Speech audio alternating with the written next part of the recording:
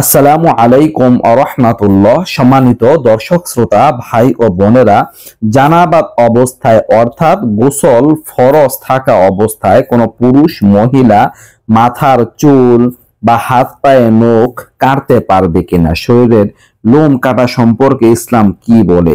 তো দর্শক, এই সম্পর্কে ইসলামের বিধান হচ্ছে যে জানাবাত অবস্থায় গোসল ফরজ থাকা অবস্থায় চুল নখ এগুলো কাটা মাকরুহে তানজিহি। ফুকাহে কেরামরা বলেছেন মাকরুহে তানজিহি মানে এটা একটা সাধারণ মাকরুহ।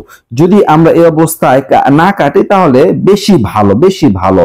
তবে যদি কাটি কোনো সমস্যা না, আপনারা কাটতে পারেন। জানাবাত অবস্থায় গোসল ফরজ থাকা অবস্থায় আপনারা চুল নখ সবকিছু কাটতে পারেন, ওই রকম বড় ধরনের কোনো সমস্যা নেই। তবে এই অবস্থায় কাটাটা মাকরুহে তানজিহি মানে বেঁচে থাকতে পারলে ভালো। কেউ যদি অনেক বেস্টটা চিন্তা করেন, মানে অনেক ভালো করার চিন্তা করেন যে আমি অনেক ভালো পদ্ধতি অবলম্বন করব, তাহলে সেই ক্ষেত্রে জানাবাত অবস্থায় না, পবিত্র অবস্থায় আপনারা চুল নখ এগুলো কাটার চেষ্টা করবেন, এটা আরো বেশি ভালো। তো দর্শক, আশা করি মাসআলাটা বুঝতে পারছেন। নিত্য নতুন আরো ভিডিও পেতে সবাই পাশে থাকবেন। এই পর্যন্তই। আসসালামু আলাইকুম ওয়া রাহমাতুল্লাহ।